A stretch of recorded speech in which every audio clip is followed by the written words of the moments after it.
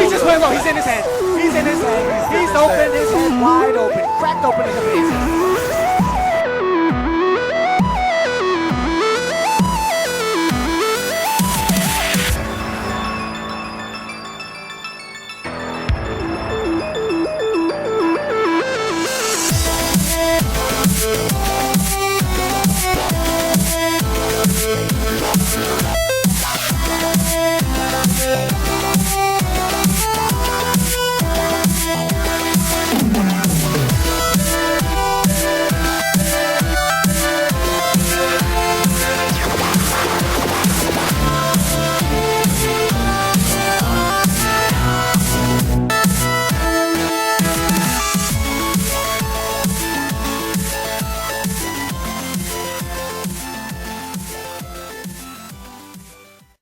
Hey, what's going on, guys? It's Mario Man 100 back in with another episode of How's My Team. So we have a little bit to talk about. Obviously, we don't have a great deal, obviously, because the Wanderers men's and women's teams are done for the season. We haven't got much left in some of the other seasons as well, but we've got the Titans, obviously, coming off the bye from last week to play against the Canberra Raiders at home. We've got the Expansion Cup, obviously, in the AFL for the Giants, who travel to the Gold Coast to play the Suns. We've also got the Liverpool men's team, obviously playing against Man United in a big top four clash. And we've also got the Liverpool women's team, obviously facing the ladder leading Manchester City women's team in their competition. A couple of weeks left in the Barclays Super League for the women as well. We'll talk about the Cubs, obviously, and how their week went with, obviously, some big series, obviously, playing for them, and some other miscellaneous stuff, obviously, A-League men's and women's semi-finals as well, and finals going on. Lots going on, but without further ado, let's get on with the episode. Alright, first thing I want to talk about is obviously the Titans. Obviously, it's the first game of the weekend, so we'll talk about them. Obviously, they're coming off the bye at home, coming off the bye after last week, so a bit of a break between games, going up against the Canberra Raiders, and it ended up being a 28-12 loss for the Titans against the Raiders. So ultimately, I was down in Sydney over the weekend. In fact, I got back a couple of hours ago at the time of this recording. I'm recording this on Sunday afternoon. But I was watching the game down in Sydney because I was watching the Roosters and Broncos game live in Sydney. Went to the Royal Oaks Hotel down in near Double Bay. Actually met Alfie Langer. Broncos legend, Queensland Maroon as well. Obviously, he actually sledged me a little bit because obviously I was wearing my Titans jersey, so that's, I can hold put that on my tombstone, I guess, in some form or fashion, but that was great from him. And obviously, I expected as much as well because a lot of him and I guess some of his family or some of his friends, obviously, that had come up to watch the Broncos, obviously they come up as well. We're all there watching some of the games, so obviously just hanging out before obviously going to the Broncos game at the SFS. But yeah, and got to talk to him a little bit. Not a great deal, obviously, but he's a busy guy, obviously a legend in terms of the NRL. But got a sledge because obviously I'm a Titans supporter. Obviously, he's a Bronco. There's a bit of a rivalry there, but it's one of those things where I was watching the game and it was 16-6 at halftime to the Raiders over the Titans, and 28 points to 12 at the end of it all. And I will say there was a lot of mistakes in the game. That's one thing that I will say this team can kind of hang its head on in terms of the result, is because they had a lot of issues. They didn't have a lot of ball as well. But I will say some of the calls that did go against the Titans as well by, I believe it was Grant Atkins was the guy that was refereeing the game this week. Not great in terms of that. I feel like in a lot of ways it was one step forward, two steps back for this team, apparently, with a lot of things. In particular, 54% possession to the Canberra Raiders, 46% to the Titans. Completion rate 68%, so that also didn't help us, was the fact that we did get called a lot for knocking the ball on and all that type of stuff, not completing the end of our sets. whereas it was 83% to the Raiders. Lots of kick defusal, relatively much better than the Canberra Raiders, 73% to the Titans to 57%. Defense, 90% to 80%, 89% effective tackles in the Titans' favour, which is crazy. But 14 errors compared to 9 for the Titans. Conceded 4 penalties compared to 8 penalties from Canberra Raiders, though it did kind of flip back towards the second half as well. 3 ruck infringements in the favour of the Canberra Raiders, 2 for the Titans. 1 obviously inside 10 metres, 6 agains in the favour of us, and 1 personal report in terms of the Raiders. But in terms of it, we'll go over obviously all the points. In fact, actually won't show most of it because I didn't have my, we'll put key plays on because that's a bit better. So they scored very early in the 4th minute. Simi Sasangi scored.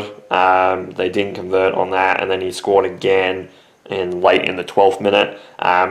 Pretty much almost 1-to-1. Both those tries were almost exactly the same as one another. It was very, very pitiful in terms of defence. The next try, obviously late in the 20th minute, was on Kyle Wicks, so it was 16 points to 0 for the Canberra Raiders. It was one of those things. I think it went up to 18 points to 0.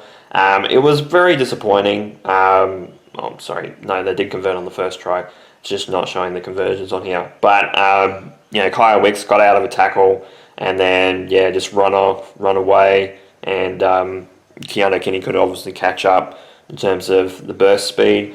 Philip Sami ended up scoring late in the 26th minute to make it 16 points to 4.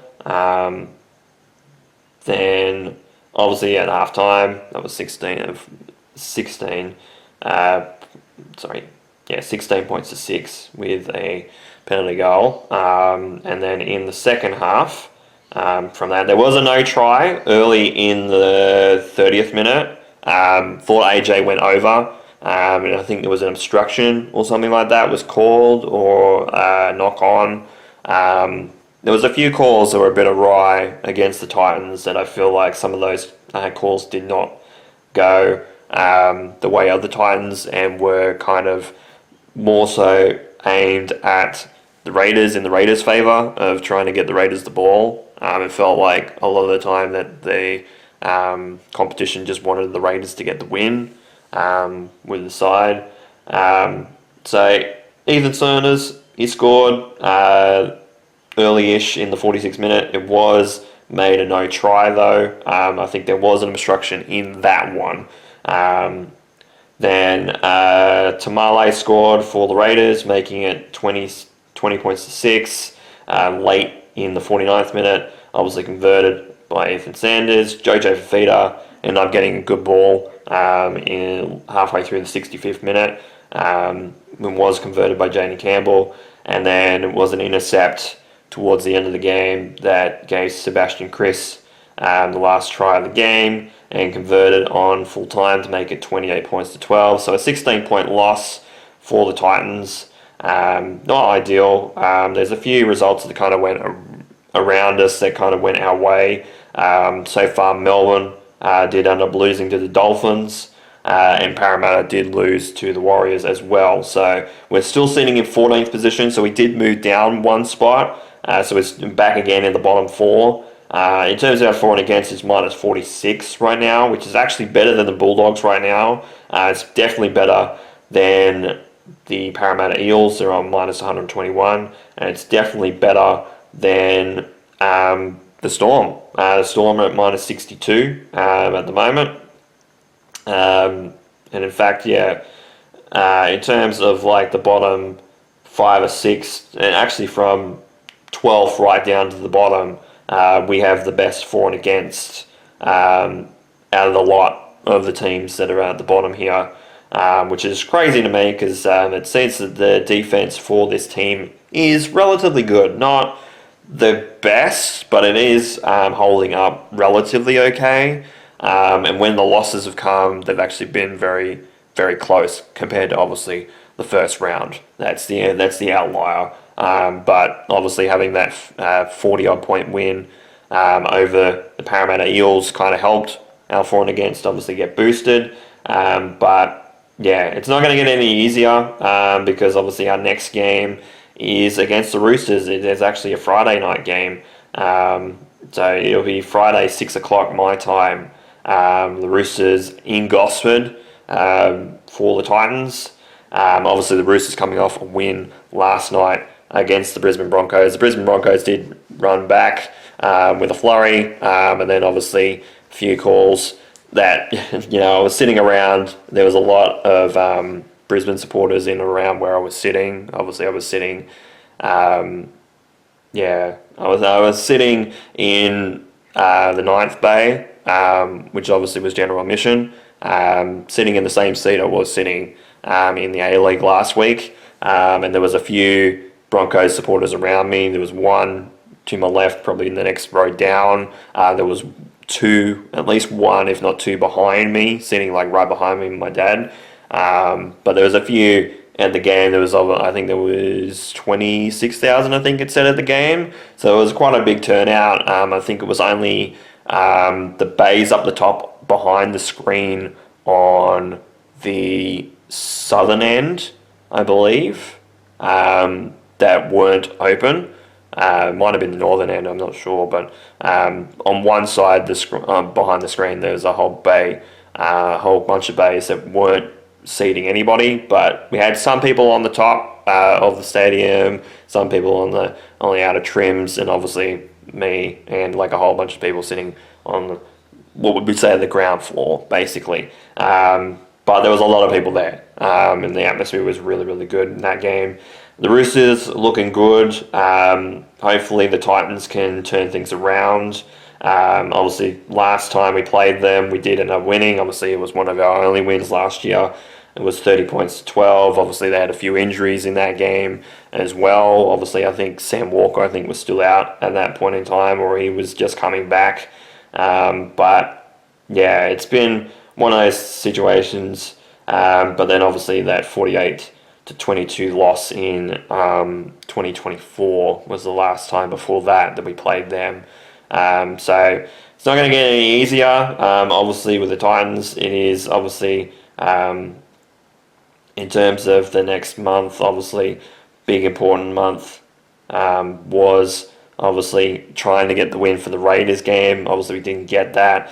Roosters game obviously is going to be the toughest game, I would imagine, out of the block of four that we have before our next bye. Obviously that's this coming week on Friday, and then obviously Newcastle at Suncorp, so I believe that's Magic Round. We're playing the Knights. We're playing in Queensland at Suncorp against the Knights, and then obviously finish off the month of May with the game against the Sea Eagles before the bye, and then leading into obviously June, which is obviously against the Broncos, before heading back to Leichhardt against the Tigers. So that's going to be an interesting situation there. We'll see what happens. Hopefully Josh Hannay and the coaching staff can really shake things up and really kick them into gear. Kick the side into gear, because it's one of those things where there's a lot of players that are not playing to the best of their ability. I think that Jaden had a couple of drop balls. That has happened a few times. Obviously there was a few drop balls from a lot of players. In the game, Cooper Bly was another one of them. AJ was another. Bo Firma. He played a little bit better, but he's not playing up to how he even was playing last year before his injury. And then obviously in 2024 as well, which was probably a standout season, obviously being a part of the Maroons squad when he was playing really, really well. Tino's not playing that great. Mo's obviously come off the bench. He played okay. There's a few things that he did wrong in the game as well, but obviously he played relatively alright off the bench. There's a few players that obviously are playing relatively well, but trying to obviously play well to keep this team afloat, but it just hasn't been going the way of this team. And there's a lot of things wrong at the moment with this team, but ultimately for and against is not as bad as it could be. But we need to be playing a lot better than we are to try and get out of that bottom four situation right now. To try and play consistent football is something that we need to do more of, and we're just not doing that right now. It is an issue, but 28 points to 12 for the Titans, obviously going down to the Raiders at home. Not an ideal start after the first bye of the season for the Titans. Not a great result at all. Alright, Monday morning. I apologise if the lighting looks terrible. It is raining outside, so we have got a little bit of light, but obviously a lot of cloud cover outside. So if you hear that, it is the rain. Did actually need some rain, but it's just getting to that time of year. Getting closer to winter time, obviously, in Australia, so I'm going to get some more showers, especially. Also, on the top of things, I want to say happy birthday to my sister. I know she doesn't watch my videos, but it is her birthday today when I'm recording this on Monday, May the 4th. Yes, May the 4th be with you, if you are a Star Wars fan. But she was born on the 4th of May. So it's her birthday today. She's out, so that's why I'm recording the rest of this video. We're going to start with the Giants before we head overseas to European football. But we had obviously the Expansion Cup, the first leg of the Expansion Cup this year, in the Suns versus the Giants and the Gold Coast. Pretty crucial game for both clubs. Obviously, the Gold Coast were kind of on a little bit of a slide, and the Giants have been up and down all over the place. Obviously ravaged with injuries as well, many long-term ones for the team. So very crucial clash for both teams. Ended up being a 20-point win for the Gold Coast Suns over the Giants, 83-63. And it was 11 goals 17 to the Suns to 8 goals 15 for the Giants. So yes, once again, inaccuracy has bit us in the arse pretty hard.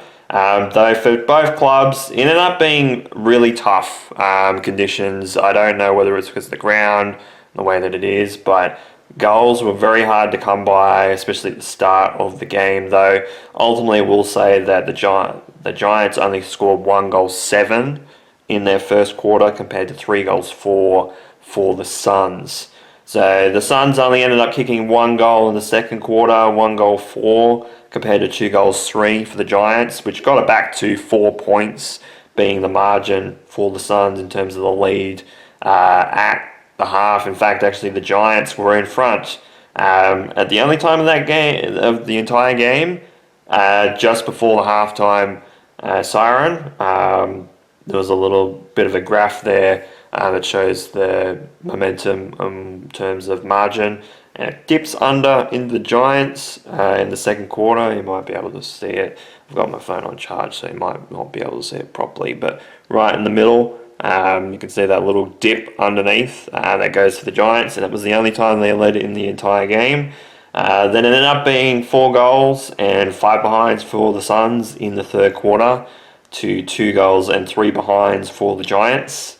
So it kept in contention for a little bit there. And then obviously the margin exploded to well over 20 points in the fourth quarter with 3 goals 4 for the Suns and 3 goals and 2 behinds for the Giants, with the Giants kicking the last 3 lots of points out of the last 4 shots, one of them being a rush behind, obviously. Pretty average performance, obviously, from the Giants. They just couldn't get a lot of things going in terms of, like, obviously the Orange Tsunami the Suns really shut that down relatively quickly and did it pretty much all game. They couldn't really move the ball from the defensive 50 to the forward 50 and score goals, which they have been able to do in other games. But it has been, one of those things where the Suns took their chances in front of goal. The Giants were very wayward, as was the Suns, but not to as much of an extent. Obviously, they got back in the second half and they kind of were a little bit more accurate in the second half than they were in the first for the Suns.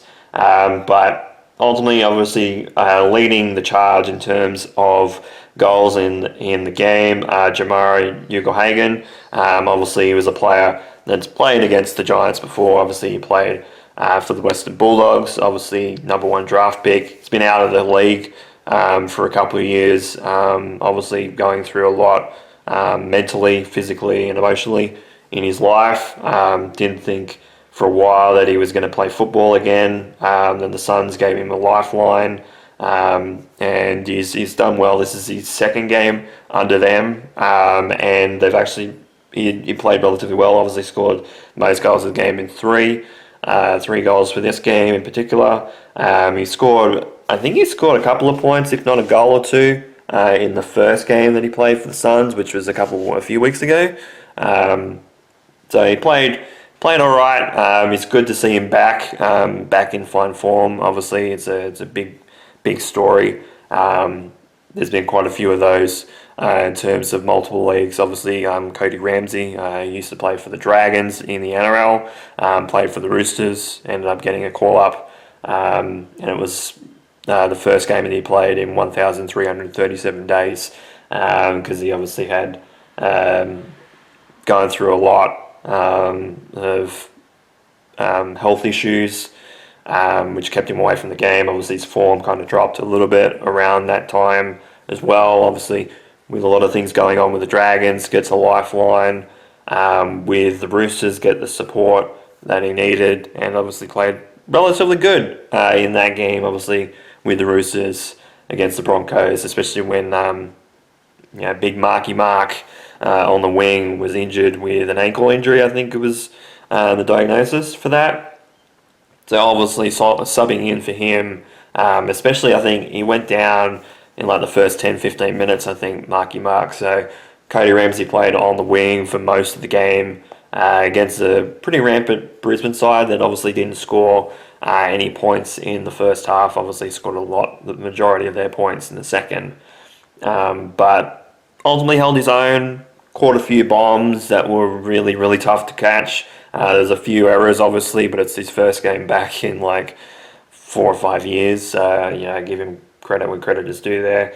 In terms of the Giants, obviously getting back to the AFL, Aaron Cadman and Phoenix Goddard both top scored in terms of goals with 2 goals each.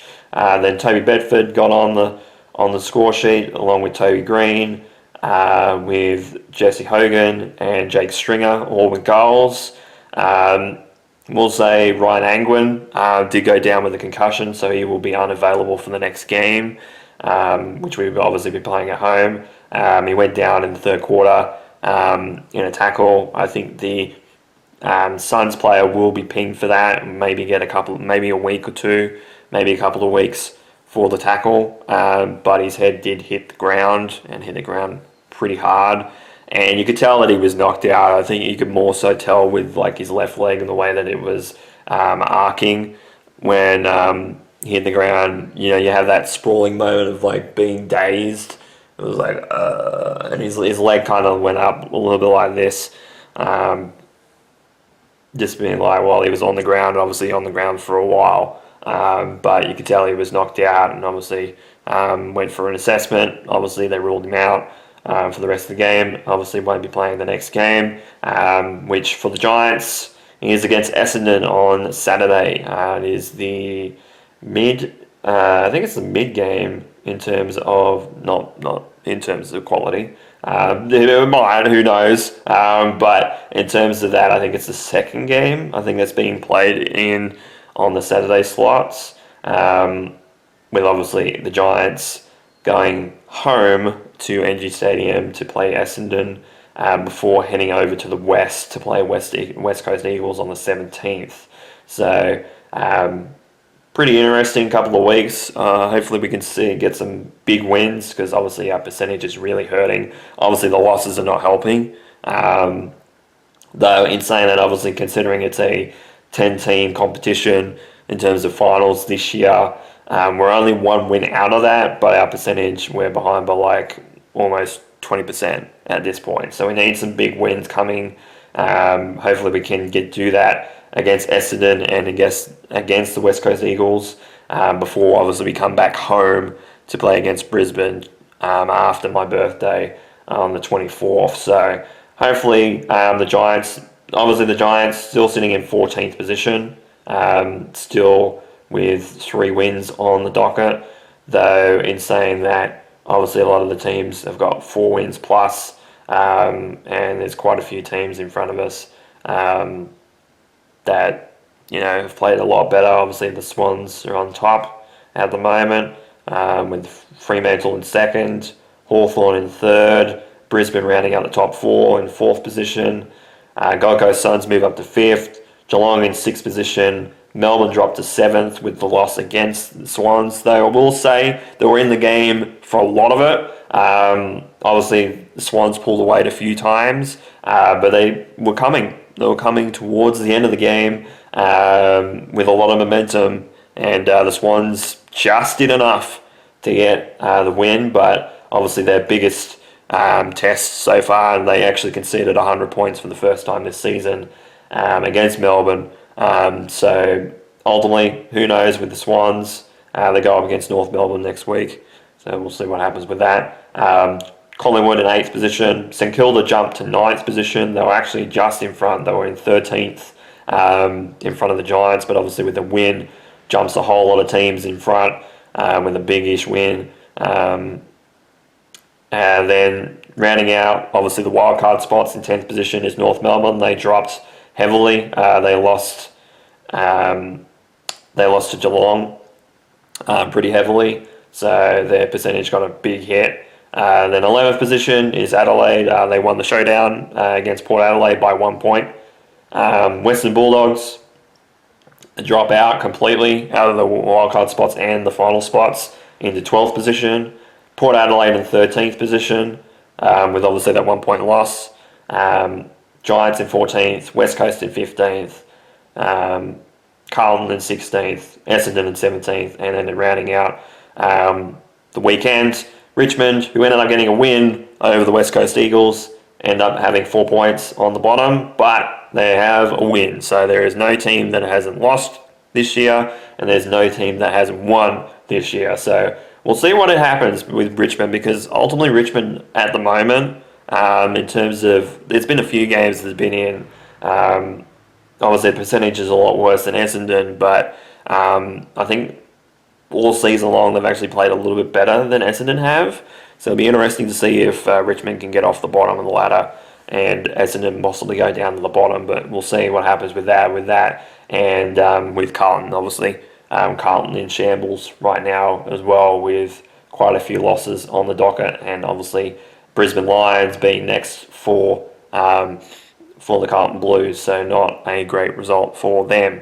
But the Giants obviously play the next couple of weeks against teams that are under them on the ladder. Obviously the first at home against Essendon before we head over to the West to Optus Stadium versus the West Coast Eagles before we come back home to play against the Premiers, the 2-time Premiers back-to-back, Brisbane Lions. So we'll see what happens. And then obviously we go to Alice Springs to play Melbourne in the top end in Alice Springs before our round 13 bye. So we'll see what happens. It's going to be an interesting rest of May, but who knows what will happen. It's going to be very interesting, especially these next couple of games. These next couple of games are going to be very crucial for this club, because I know that they have some injuries, obviously with Ryan Angwin obviously going out with concussion for the next game. Obviously Tom Green's out for the season. Josh Kelly's out for most of the season. Darcy Jones won't be available for the second half of the season, probably well after around 13 bye. There's a lot of things that aren't going right for this club, but hopefully we can turn things around relatively quickly in the next couple of weeks, get a couple of wins on the board, possibly get into that top 10, and even into the top 6 if we can get there. But our percentage needs to really be ramped up right now. That's the big issue right now, is our percentage. But a 20-point loss to the Suns in the first leg of the Expansion Cup this year. Obviously, we'll play them later on in the year, play the Gold Coast again for the second leg at home. But yeah, not an ideal result. Actually, the first time that the Suns have won against the Giants at their home ground since 2014. So very, very long time between drinks, but they played a lot better than the Giants did, despite their inaccuracy, and they deserved the win. And then we move to Liverpool and move over to, obviously, England football. We'll talk about the women first before we go into the men's, because I think this is a notable result as well. Obviously, going up in one of the last games of the season for the Liverpool women, up against the ladder leading Manchester City team, who's been rampant pretty much a lot of this season. And ended up being a 1-0 loss for Liverpool against Manchester City. And it was 0-0 at half time. In fact, they didn't actually score until the first minute of stoppage time. I believe it did get a deflection, I believe, on the way through. But it was headed into the goal by Manchester City to get the 1-0 win. Crucial win for them, obviously, in the league race, obviously in their competition.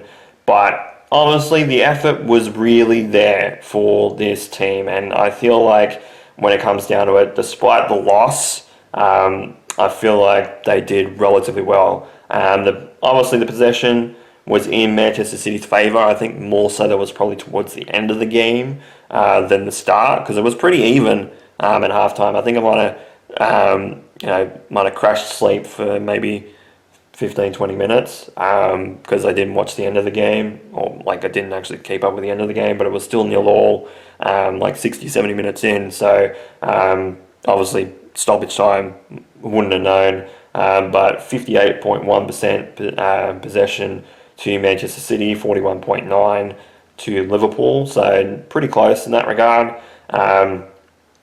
Quite a few shots from both teams, though. The big stat, obviously, in that is that it's 5 shots to 1 on target in Manchester City's favour, 7 shots off target each for both teams.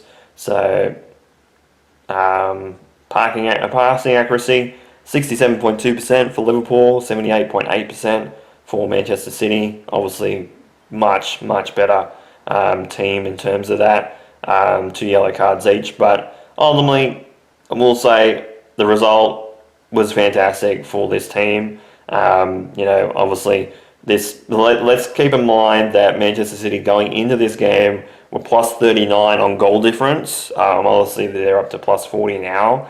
Our goal difference was minus 10 leading into this game. So big difference between the two teams. But fantastic result, I think, despite it being a loss, obviously, to Liverpool. That's not ideal, but I think earlier this season we got belted by Manchester City, and obviously we did pretty early on, I believe, in the female equivalent of the Carabao Cup or something like that. Obviously, we played Manchester City not too long ago, but yeah, we got absolutely belted in that particular game.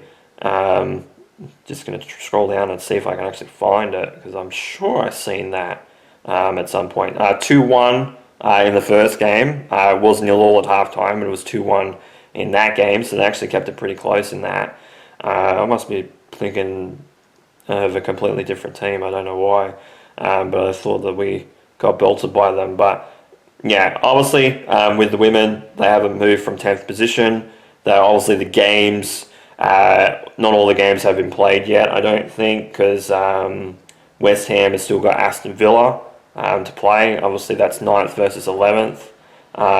Leicester City did go down as well, so they're most likely going to be at the bottom of the ladder. Though I think with with the Super League competition, I think it's kind of I think it's a playoff situation for them. So the last team in the Super League competition, which obviously is Leicester City, will play against the three best teams in Super 2, I believe.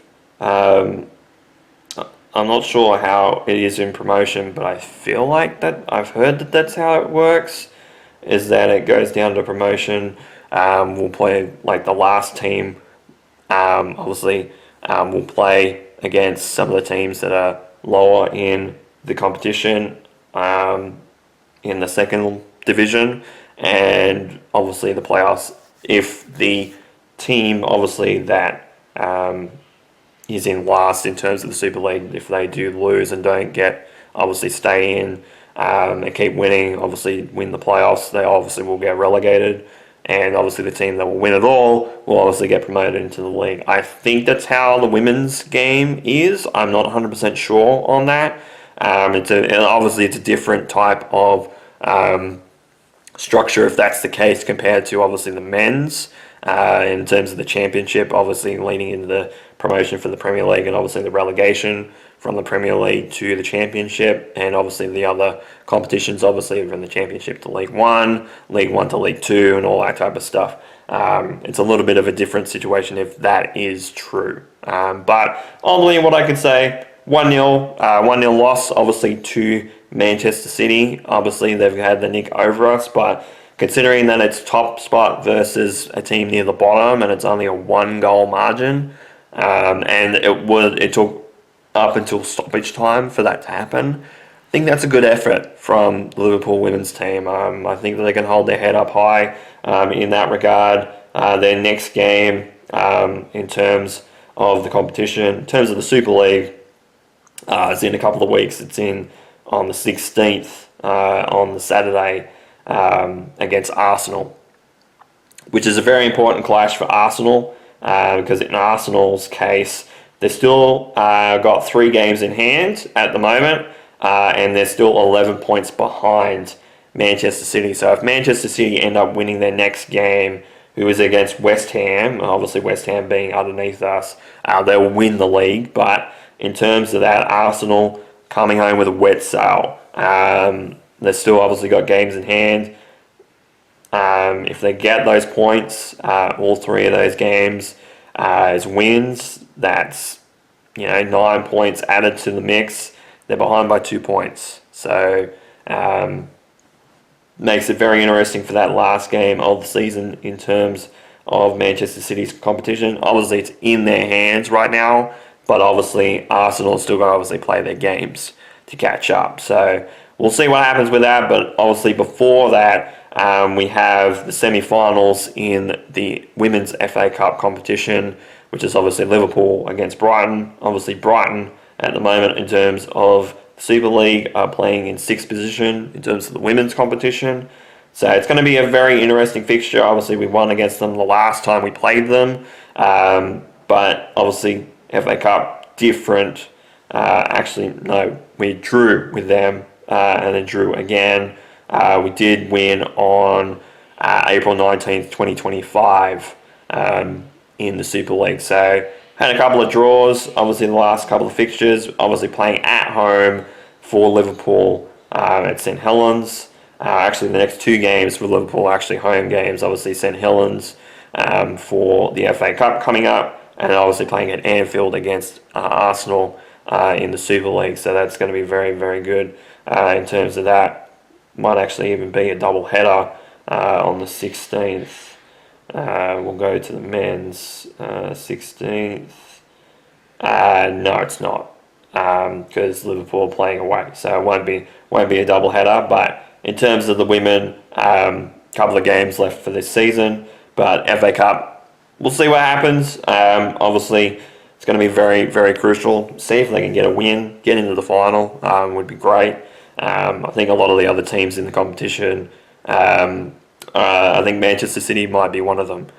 So we'll see what happens, but hopefully Liverpool can get the win on Sunday, on the 10th of May. It'll be late late Sunday night. So we'll see what happens in terms of that result. But yeah, lots of things happening. But a 1-0 loss for the Liverpool women against the leading Manchester City team. But obviously only getting that goal in stoppage time. So I feel like that's pretty damn good result considering where they are in terms of the position on the ladder. And now we move to the men's team. So obviously big game at Old Trafford. Man United, Liverpool, obviously the two teams that have led in terms of championships for European championships, I should say. European titles, 20 each. In fact, obviously Liverpool, I think, just went ahead of them with their Premier League win. But big clash for both teams, obviously gunning for Champions League football. For both teams, obviously Man United only needed 2 points in the last couple of games to make sure they confirmed their Champions League spot, and they ended up getting them. They got the 3 points. They won 3-2 against Liverpool at Old Trafford. It was 2-0 at half time. And they actually scored relatively early. They scored in the 6th minute and the 14th minute. So in terms of Liverpool, they were down 2-0 at half-time very, very early in the game. Then Dominic scored in the 47th minute. And Cody Gakpo ended up scoring in the 56th minute, which made a very interesting game. Could have been a draw. And in fact, actually both teams getting a draw out of the game probably would have been okay with all the results going the way. But they did score in the 77th minute, Manchester United, to end up with the final score of 3-2. We'll say the defence, obviously probably not good, especially early on. Possession was well in Liverpool's favour, 62.8% to 37.2%. But much like the Wanderers, obviously that doesn't always translate to wins. Ended up being 6 shots to 5 on target in terms of Man United's favour, 6 to 5 off target in terms of their favour as well. Passing accuracy, 88.3% in terms of Liverpool, 79.3% to Man United. In terms of defence, yeah, pretty even.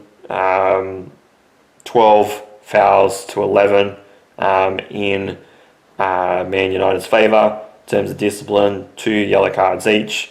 But obviously, like I said, those 2 points, in fact, the 3 points that they got out of that, puts a buffer in between Man United and Liverpool. 6 points between 3rd and 4th position right now. And actually, they'll be 3rd and 5th position. So with that, Man United obviously hold their spot for a Champions League and actually do the double over Liverpool, win twice for the first time, I think in like a decade or something like that, over Liverpool, which obviously in terms of this team and the way that this season has been for Liverpool, not really a surprise in that regard. Obviously Arsenal ended up playing another game, so they're 6 points ahead of Manchester City. Manchester City play, I think they play tomorrow morning, very early tomorrow morning in terms of recording this. It'll be Tuesday morning. They obviously play against Everton, so that's one game back for Manchester City, and hopefully they do get a win out of that. Obviously Everton still fighting for European football, but they're in 11th position right now, with obviously the table being a little bit shuffled all over the place because there's a few teams that haven't played yet. Aston Villa went down today. They got beaten by Spurs, so Spurs move out of the relegation zone right now. West Ham did not win, so they're behind by 1 point at the bottom. Wolves ended up getting a draw. That's another notable result. Crystal Palace lost 3-0 to Bournemouth, so Bournemouth are in 6th position, 6 points behind Aston Villa and Liverpool. Brentford right now, the 7th. Brighton dropped to 8th. There's a few. Fulham obviously lost 3-0 to Arsenal. So in terms of goal difference, it's put +4 in terms of Arsenal in front of Manchester City. But I think Manchester City with Count back If that is tied as well, will be in front and win the league if the points are the same and the goal difference is the same in terms of the competition. So still much to play for both teams, for both Arsenal. Arsenal's just got to keep on winning to consolidate the spot. If they drop any points at all, leaves it up for Manchester City to come in and win all the rest of their games as well. Obviously, Arsenal, I think a lot of the teams that they have are outside the top 10. And I think Manchester City still has at least a couple of teams in there. I think Aston Villa, is one of them in the top 10 that they will play against. So we'll see what happens with them. But ultimately, I feel like race is still not over in terms of the Premier League. Arsenal are holding their heads up. Obviously, they got Champions League football to play during the midweek themselves. So we'll see what happens with that. Obviously, Manchester City in a couple of weeks' time will play obviously the FA Cup final against Chelsea. So that's going to be interesting in terms of that result. In fact, actually, speaking on Chelsea, that's obviously our next game at home at Anfield. Going to be very important to see if Liverpool can win against Chelsea. Chelsea right now sitting in 9th position, though they do have obviously a game in hand there because obviously they don't play until tomorrow morning, late tonight. They play against Nottingham Forest. So we'll see what happens with that. But obviously, big game. Another one of the big 6 clubs to play coming up. And then obviously playing against Aston Villa the week after away from home at Villa Park. So before obviously coming home to play Brentford. But next 3 games, very, very crucial for Liverpool. We need to turn things around. Obviously, we had a few players out. Obviously, Mo Salah's out with an injury, though obviously not as bad as first thought after the Crystal Palace game. Obviously didn't play this morning's game against Man United, but he'll be back at some point before the season's done, hopefully. Alexander Isak was also a late out as well. Alisson Becker's supposed to be back. He hasn't trained with the team yet, but he's going to be back very, very shortly. So hopefully if we can get at least two of those players back, obviously with Becker with a week to kind of get himself ready for Chelsea. If we can get him and Alexander Isak back, and then obviously have Mo Salah back probably in that Aston Villa game, if not obviously the Brentford game. I would hope to God that would be the case because we've had a string of injuries that have really hampered us a lot. But obviously, in terms of the Premier League table, Arsenal's still on the top, but obviously played 2 extra games than Manchester City right now. Manchester City have got a few games to catch up. It's obviously match week 35. They've only played 33 games right now. So, yeah, it's going to be interesting to see what happens in that, but we'll see what happens. But Liverpool 3-2 loss to Man United at Old Trafford, which means Man United did the double over Liverpool for the first time in a long time this season. So, yeah, thanks, Slot, I guess. Yeah, don't know why, because he seems to complain about a lot of penalties. Seeming like Arteta for Arsenal, just complaining that we're not getting penalties. But it's been like that all season. Just got to get goals in the net. I know that obviously they complained. Arsenal complained very much after their first leg of the Champions League, saying they should have a penalty in the box, and obviously it did look like as they got his boots stood on with studs by an Atletico player, but it was a 1-1 draw away from home for them. They play at home. They have the advantage to play at home. They haven't lost all season. They just need to put goals in the net. If they can shoot the ball into the net and obviously not get called for it and obviously get goals, that's how you're going to shut people up. That's how you win games. So you can't keep complaining because at this point in time, it's going to be a lot of situations where there's a few things that are not going to go right for a lot of teams. But they need to play better than they are, because obviously their title race and their double, if they're focusing on it too much, it's going to slip through their fingers, and they might not even get any silverware at all this year if they don't keep their eye on the ball. Because if they don't hold the ball, they don't keep possession, and they don't look at look at Manchester City coming for them, and obviously they play a really good team. Obviously in the Champions League, Atletico Madrid, they've won the competition before, so it's not like they can't, what we consider, being an underdog would actually overcome the odds and actually win against Arsenal. It's not off the cards right now.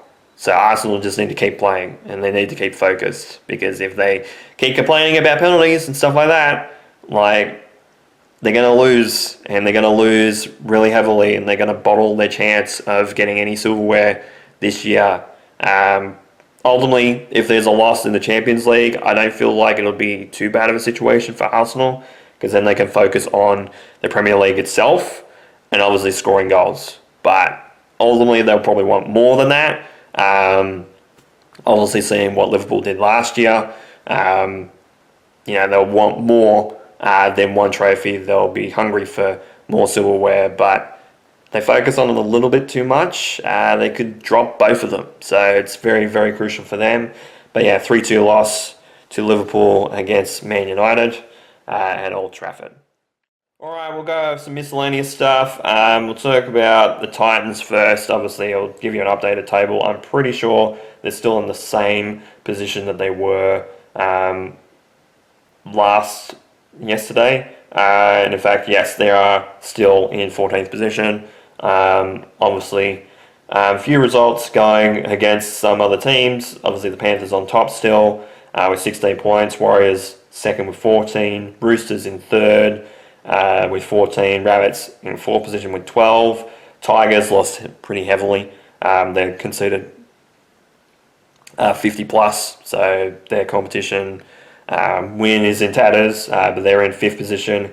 Cowboys jumped to sixth position. Seagulls lost very close to the Panthers, so they dropped to seventh position. First loss for obviously Kieran Foran's team.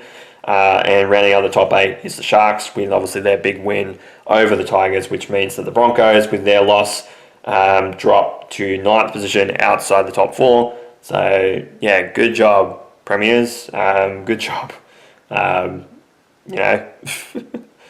This team. But they're on 10 points. Newcastle jumped to 10th position with a big win against the Rabbitohs. So they jumped to 10 points in 10th position. Dolphins to 11th with 8. Bulldogs dropped to 12. Raiders jumped to 13th. Titans dropped to 14th with 6 points. Eels 15th. Storm 16th. Dragons 17th. Obviously, Roosters on Friday, as we mentioned before. But big result there. Obviously, we'll talk about the A-League now, because obviously we have some big games we needed to talk about in terms of that. Obviously the finals are going on. And what I will say, we'll start with the men's. So obviously Auckland versus, I do it every week. Melbourne City, do it every single week. I was thinking about it, I'm like, don't say Manchester. And I said Manchester. So Melbourne City against Auckland, elimination final. Ended up being a 1-1 draw at full time. They scored. Auckland FC scored in the 3rd minute stoppage time at half time. So they were 1-0 up, and it was the 4th minute of stoppage time in full time, before full time, that Melbourne City ended up getting an equaliser. So the opposite effect actually happened in terms of this game, because Melbourne City conceded a late goal in the 4th or 6th minute of stoppage time against Adelaide United in their last fixture, and Auckland scored pretty late in their game against Sydney FC. And I can't even remember if that was. Let me have a look. See if that was in stoppage time, because obviously I was there at the game. but I don't know if it was in stoppage. No, it was in 90 minutes, so it's just outside of stoppage time for that. But obviously, with that going the full distance, it went through extra time, went to penalties, and Auckland FC won 7-6 on penalties. Obviously, big save from Wood in the goals. So, Michael Wood, something like that. Michael Wood, yeah. So big save from him. Obviously, was just on the spot. So Auckland FC go through, and then obviously it was the Big Blue at Amy Park for victory versus Sydney FC, and Sydney FC ended up scoring in the 80th minute off of Patrick Wood. Scored in the 80th minute. I think 30 seconds. I think after he went on the pitch. So pretty early on in the game. So very big result in terms of the Big Blue. Victory thought they had a penalty in the box. It went to VAR and was disallowed. So reads like this.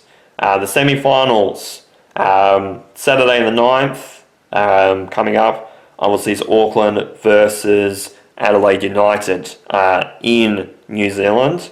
I think they were just waiting on terms of the result there. Then, obviously, the same day, late at Allianz Stadium, will be Sydney FC versus the Jets, Newcastle Jets.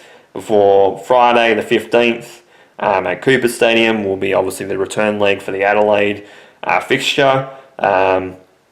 And then a return leg on Saturday the 16th of May at McDonald Jones. So it's going to be rocking there next week. Not this week coming up, but the week after for the Jets at home. And obviously we'll be rocking at Cooper Stadium as well, but it'll depend on obviously the result. Adelaide obviously having the week off.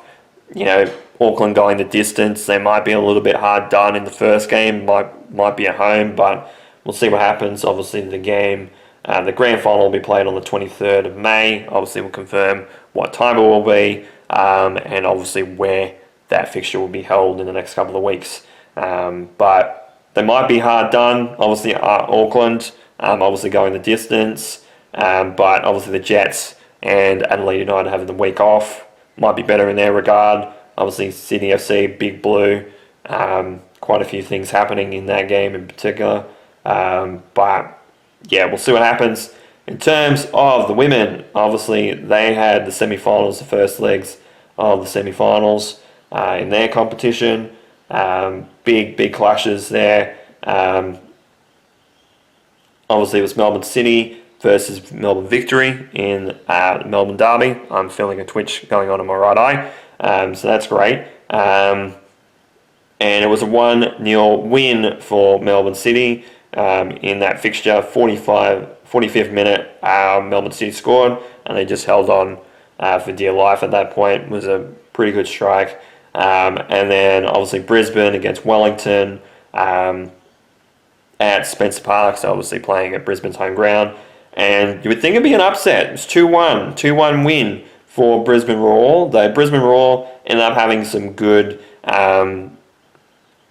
momentum going into the finals, obviously. Obviously getting a win in their last game, obviously in the elimination final, obviously winning to get in to the finals as well. Obviously Wellington had to as well to obviously complete a top 2 spot. But Phoenix actually did score first in the second minute of the game. Obviously Brisbane Roar scored in the 14th minute off a beautiful strike. Actually ended up watching, didn't actually watch the game, but I watched a replay of that goal, and it was a fantastic strike by Hayashi, one of their standout players for the Brisbane Roar all season long. And then in the 72nd minute, Brisbane ended up scoring their second goal, so they ended up going up 2-1 on aggregate. 1-0 obviously Melbourne City's case in their game. Obviously they will play at home on Saturday the 9th, and obviously Sunday the 10th.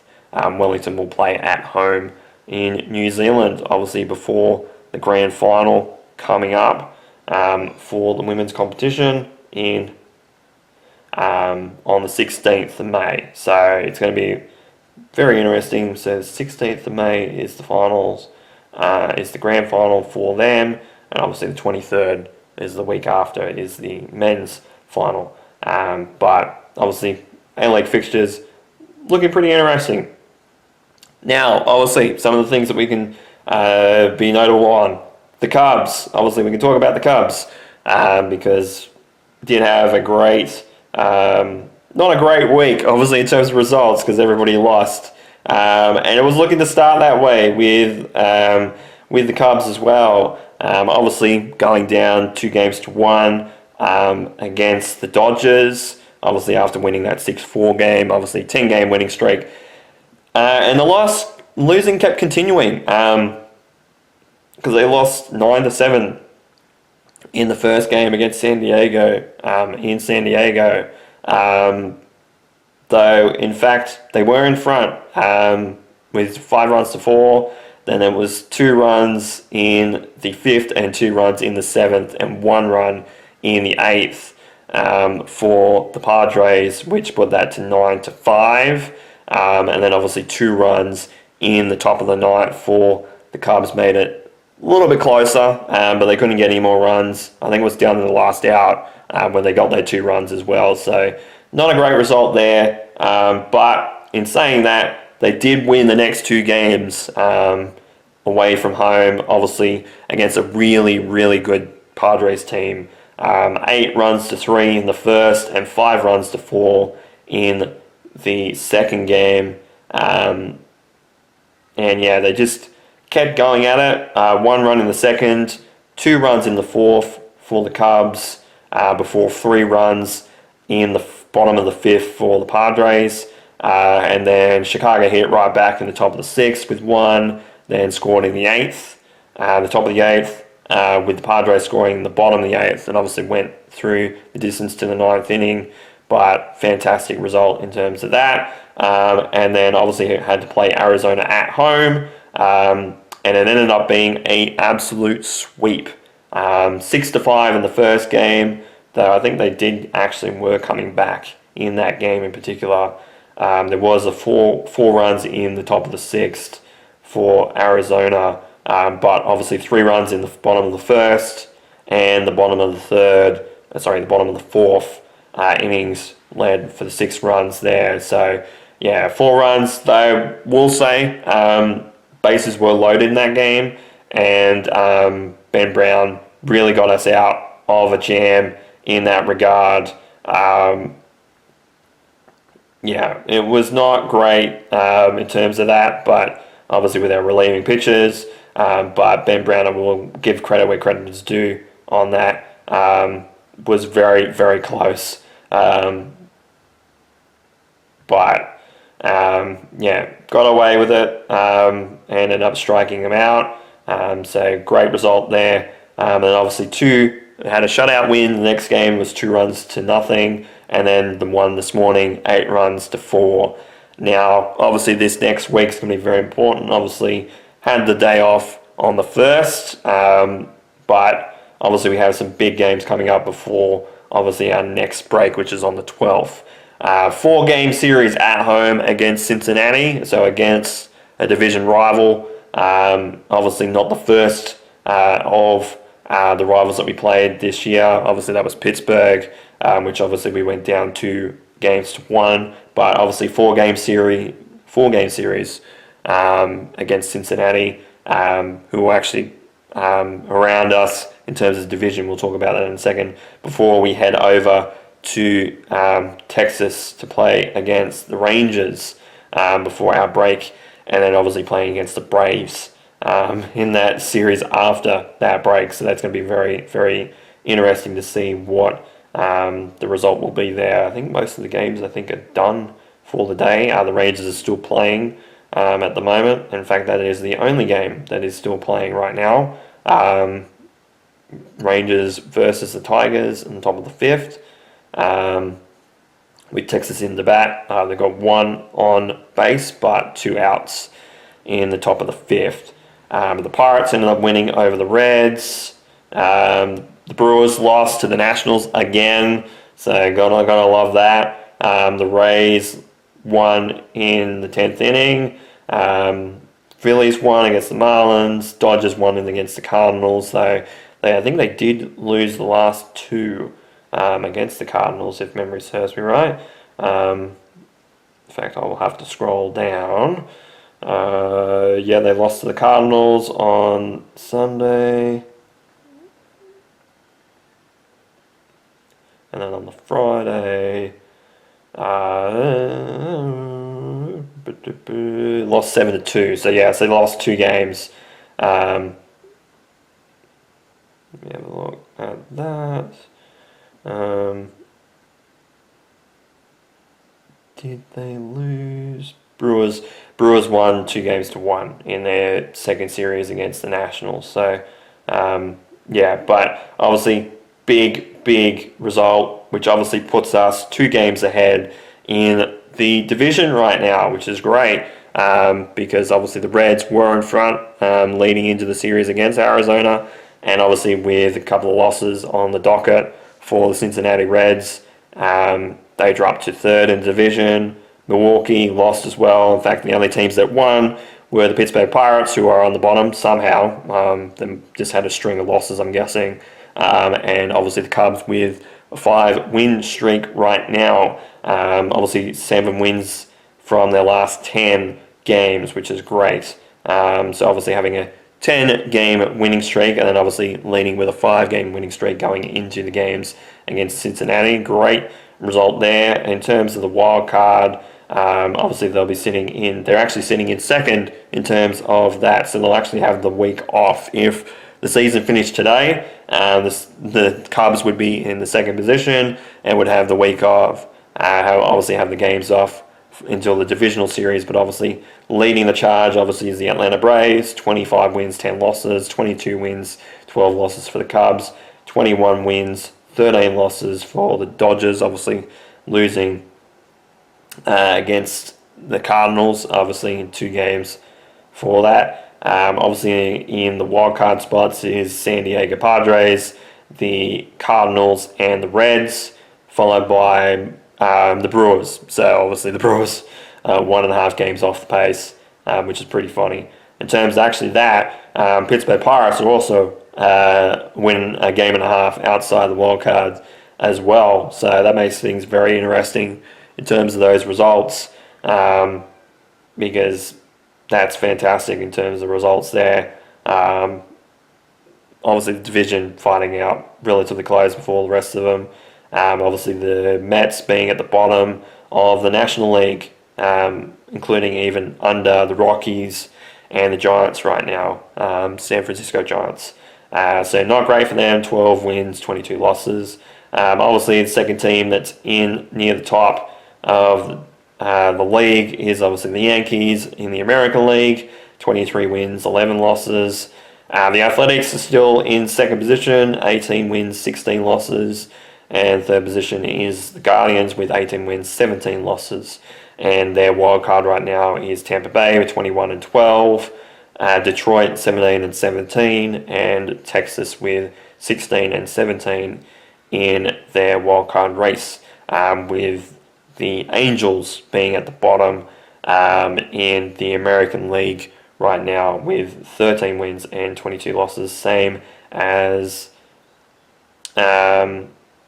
actually would have been the same as the Mets, but obviously the Angels did win against the Mets. In fact, the Mets actually won today, but they obviously lost the last 2, including obviously one in, I believe, yesterday was extra innings, if memory serves me right. Block, Twins, Yankees. Might have to scroll down. Yes, in extra inning, 4 runs to 3. So, but great result, obviously, for the Cubs. Series sweep against Arizona. Obviously, Arizona being around where we were before. Obviously, a lot of the 10-win streak ended up starting, but obviously swept them to win. But obviously, the series against the Cincinnati Reds is going to be very important at home at Wrigley Field.